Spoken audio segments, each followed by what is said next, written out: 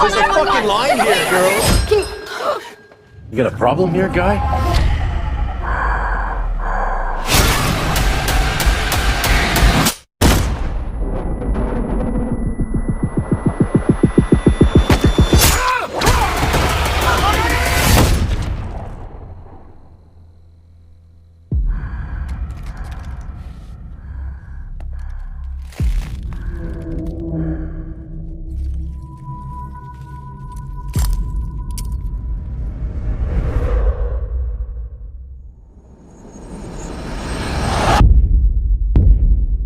I had this secret.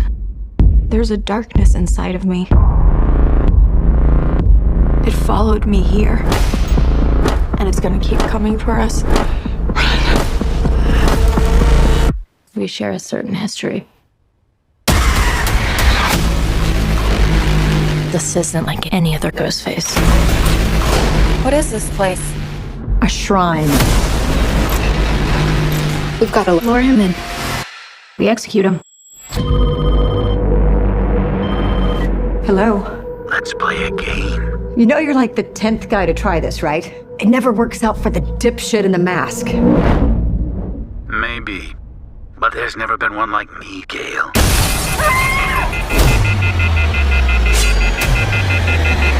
I'm something different.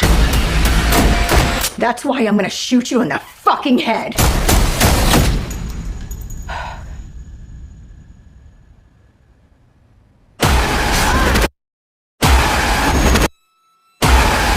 You want me.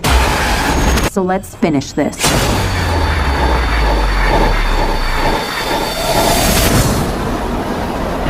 Guys?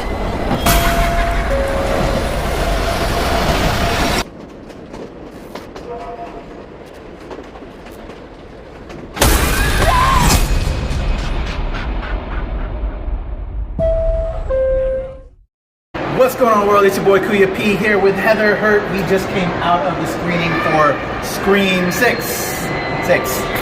And first, quick thoughts coming out of the screening. A lot of fun. Lots of legacy themes going on here, so. Yes. I recently caught up with 5 as you did, and another chapter. How do they keep doing this? And they do it, and it's awesome. I love how it knows itself. I need to go back and watch the 1 through 4. 4 for the first time. The first 3 I've seen, but it's been years. But yeah, I enjoyed it. We'll drop a full review on the NRW. But yeah, just quick thoughts, man. I had a good time. I had a lot of fun. It was really good for good old slasher. Good old slasher, good times. How do they do it? But they do it. We're out of here. Check out the boom. There you go. That was the trailer for Scream 6, as well as myself and Heather's afterthoughts coming out of the press screening for Scream 6. Heather and I will now break down the story, the cast and actors that portray them, and our thoughts on the film. So let me toss it over to Heather to kick us off with the breakdown on Scream 6. Let's go. Just as a general reminder, we're still too early on, so this is going to be a very limited, almost no spoiler. Don't worry about it. This is just general plot. So if you are, don't worry about being spoiled in this little 2-minute spiel. So we are now in New York. It's basically just everything you see in the trailer. We are now in New York. Tara, that one, has decided she wanted to go to school. She wanted to go to school in New York. She wanted to get away from Woodsboro, especially after the horrific 3 days that her and 2 of her best friends, Mindy and Chad, and Sarah, her sister, who who is named after the one and only horror icon, John Carpenter. Last time, by the way, if you have not seen number 5, Wes Craven, who rests in peace, did get a shout out with another best friend who was sadly slain during the Woodsboro redemption story. Reimagining? I'm not going to call it. If you haven't seen Scream 5 yet, you do need to see Scream 5 for this. But anyway, so the 4 of them have decided to all move to New York and try and get away from the nightmare that was the 3-day experience of the Woodsboro requel killings. And by gosh, can they just not do that? They find themselves mixed up in a elaborate scheme in which there might be not just 2, 4, 5, 6. There might be serial killers of all nature coming out of the woodworks, woodworks. Just kidding. Sorry, bad puns. Going after them, trying to finish this story that started in episode 5. Episode 5. We are now in just a series. It's almost like it's a franchise. In the 5th episode, I keep saying episode, 5th film, we are trying to see where that goes, where that story takes us, and how New York, which is just a litany of dark spaces, hidden portals, dark alleys, maybe a couple extra scream queens in there to really appease an appetite. And of course, we have some great return of characters, including, I always get this bad, Kirby. Kirby is back from the 4th film. So that's kind of the non-spoilery version of the plot. All right. Thank you, Heather. Now I will break down a little bit of the cast and crew. First up, let's show some love to the directors on this. We have directors Matt Bettinelli Open and Tyler Gillett. Matt Bettinelli Open from Scream 5, the Scream right before this, as well as VHS and Ready or Not. Pay attention to that Ready or Not for a second. Those are some of his most known films. His fellow director on this is Tyler Gillett, who you also know from Scream 5, VHS, as well as Ready or Not. So like I said, there's a theme here, if you will. So those are our directors on this. On the writing chores, obviously, the characters that this film is based on are from Kevin Williamson, who delivered us this Scream franchise. So he definitely gets a credit for these characters that he created. But the screenplay for this is written by James Vanderbilt. James on Zodiac, as well as Scream 5, one of the producers there. He also worked on Independence Day Resurgence, as well as White House Down. The other screenplay writer on this, and like I said, remember what I said about Ready or Not, because he also wrote Ready or Not. He's also a writer on Castle Rock. He wrote Scream 5, and obviously here with Scream 6. So Guy Busick and James Vanderbilt. Those are your writers as well as your directors. Cast. A lot of returning people that we love from this franchise are here. Obviously, as Heather stated, we have Gail Weathers and Courtney Cox. We also have Kirby Reed and Hayden Panettiere. Also, like I said, if you saw Scream 5, we're in now a new segment of the franchise, if you will. So we have returning the Carpenter sisters, Melissa Barrera as Sam Carpenter, Jenna Ortega, love her, as Tara Carpenter. We have the Meeks twins, the Meeks Martin twins, Mindy and Chad. Mindy, Jasmine Savoy Brown, as well as Mason Gooding, Chad Meeks Martin. We have Annika, played by Devin Nakota. Danny Brackett, played by Josh Segarra. Ethan, played by Jack Champion. Quinn Bailey, played by Liana Liberato. And as well as some others. And if you'll notice from the trailers, and like I said, Ready or Not, I do want to highlight Samara Weaving, the star of Ready or Not. She's in our opening parts of this film, amongst other various cast members. I don't want to give away too many other cast members as to not spoil anything, but it takes a village to create a film. So shout out to the entire cast and crew that delivered us Scream 6. There's your main cast and crew. Heather, as we played earlier, we had our initial thoughts when we came out of the screening that I just played for everybody before we got started. Now that you've sat with Scream 6 a little bit, what are some thoughts before we dive deeper into our thoughts? Sure. I actually want to touch on something that's that a lot of people have already asked. You're already seeing this question a lot, and you actually asked the moment we basically got out of the theater. Do you need to see 1 through 4 before seeing 5, if not 6? And if we're okay, I'd like to touch on that because I think that's an important and integral. That was going to be my next big question. So go ahead. Let's go. Just to lead in, for you to watch and enjoy this film, personal opinion, I mean, you should watch Scream. Not in any way related to this film. If you have not watched a movie that literally picks apart horror films created by a man who helped develop the horror slasher genre, you should be watching. You just need to watch it. You just need to watch it.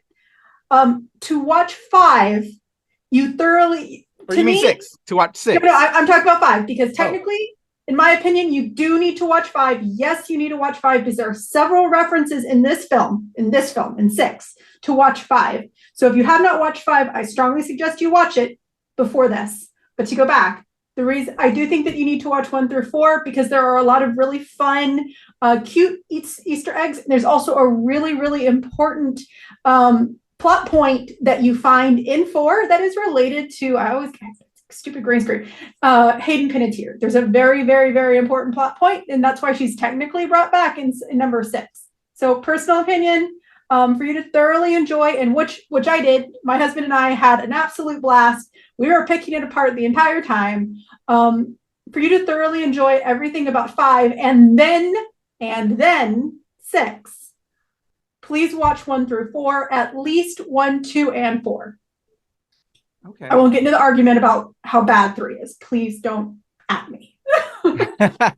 So before you continue with sat with you for a bit, to add to that, what you suggested, I will let everybody know that as you heard in my thoughts coming out of the film, I caught 5 right before we saw 6, just so I could be ready. I had seen 1, 2, and 3 eons ago, many generations ago, probably older than some of y'all. But I haven't seen 4. And so for me, I went having recently seen 5, haven't seen 1 through 3 initially, but I'm happy I saw at least 1, which is, again, like Heather stated, it's what kicked this all off. And so I would suggest 1 and 5 to, if you can get that in.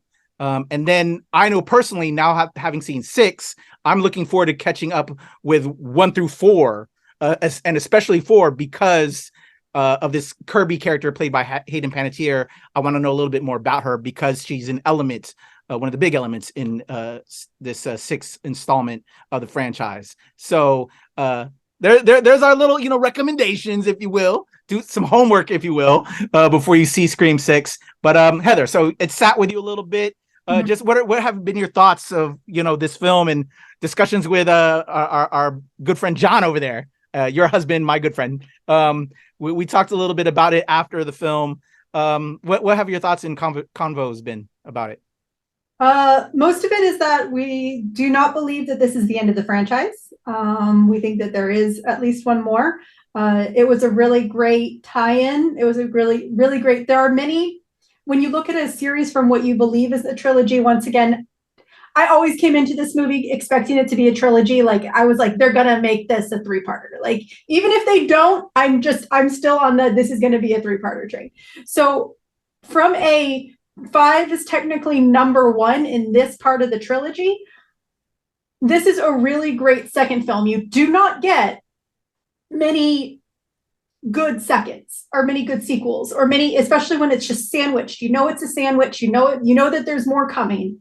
So it's like that Two Towers conundrum with Lord of the Rings. You've got an okay movie slipped in between the middle and the end, between the beginning and the end, and this actually really fed into it very well. So, yeah, I had fun with this film. What has sat with me since watching it was I need to go back and watch episode 1 through 4, like I had said, not episodes, but the films 1 through 4. But I didn't get around to it. Busy with family stuff, other commitments, other press commitments. But it is on top of my list to do. Is go back and dive in and watch 1 through 4. But I really enjoyed this film. I enjoyed the characters of the Carpenter sisters. I love the Meeks twins. There's 4 people there. There might be a core 4, but I don't know about that, if that would be a good thing to say about them. But anyway, I enjoyed the twins as well as the Carpenter sisters. Just a great cast. And I would like to see a 7. But I'm not sure where to go. But, writers, I'm a writer as well, creatively. Me and Heather and John had some thoughts of where they could go. I'm just excited for this ride. I don't want to predict. I just want to jump into the carnival ride and just enjoy it for what it is. But I had just so much fun with this, and again, made me want to dive in to catch 1 through 4. Do you have any favorite moments in Scream 6, Heather? I don't want to give most of my favorite. But yeah, without spoilers. Without spoilers. I was like, we literally cannot give away spoilers yet. Yeah. Next week, y'all. Next week.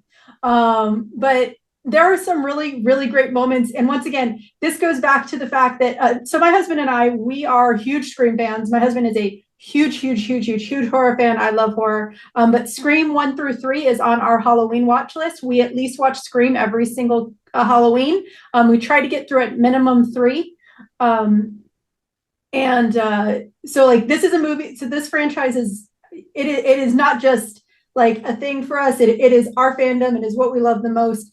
And what was really fun was, and Patrick was kind of in the middle of it when we were walking out. My husband and I were like, no, it's more like this movie. No, it's more like this movie, but there's more relation to this movie. So like, what's so great about what this franchise has done, and especially you see it a lot in 5, is they are playing on horror genre. Now they can play on themselves because there's enough content, there's enough availability, and there's enough cinematic and historical cinematic growth, which is why the opening sequence is just phenomenal, because there's so much to just rip apart in that first opening monologue.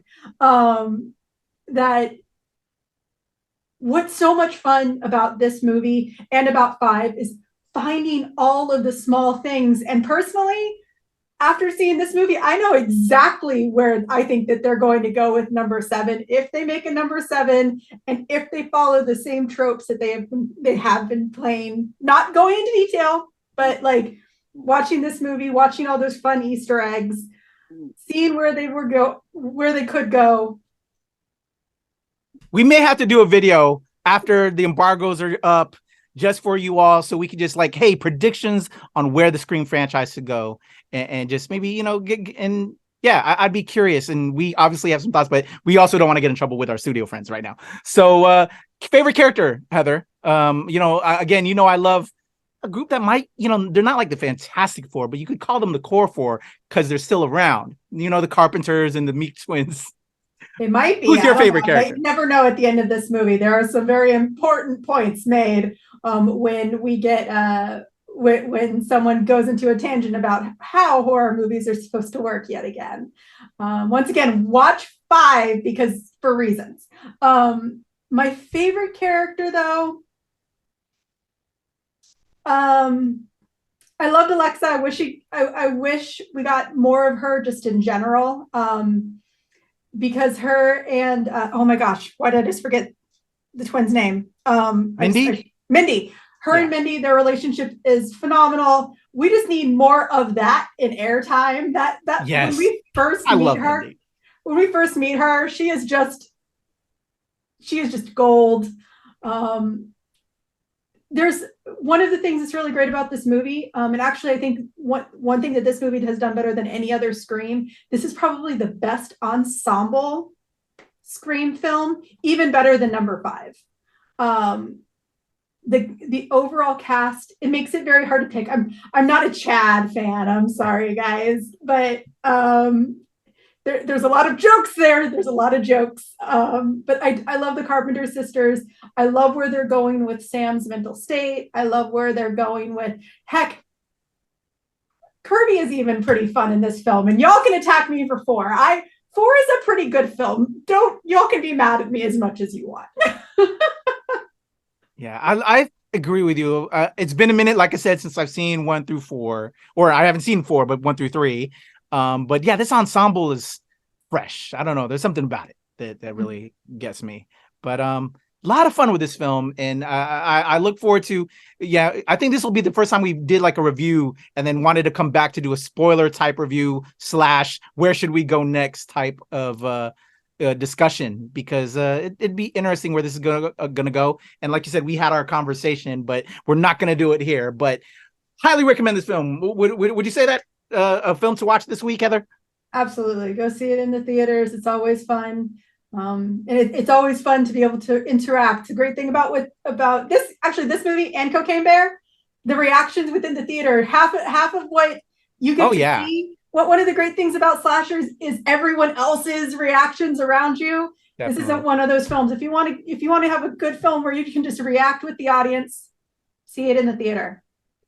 Definitely agree. A lot of great kills in this. I think that was a comment that John and I both, and you as well, but I think John highlighted. I'm like, yeah, we got some really good kills in this, and it was a lot of fun. But we'll sign off now so we don't spoil, because I have that tendency to maybe go on a little bit longer than I can, and it kind of slips in there. So Heather, if people want to talk all things Scream with you and maybe push us to have that spoiler discussion, predictions discussion about how they should do Scream 7, how can they reach out to you? Sure. If you ever want to talk horror films or horror comics or horror books, reach out to me at NerdIsAHeather on Twitter or at HeatherIsANerd on TikTok and Instagram. Excellent. Follow Heather. And for me, it's the legend Kuya P on Twitter, TikTok, IG, Hive. Are we on Hive? We were, and now we're off. I don't know. But you can follow me there, as well as here with Heather, Glenn, the whole squad at the NRW and at Release Wednesday, where nerds rule the world. Those are our thoughts on Scream 6. Let us know if you're checking it out. Let us know what you think about Scream 7, and maybe we'll have a discussion on that. And let's lead that way and see if our predictions become true. Bye, y'all.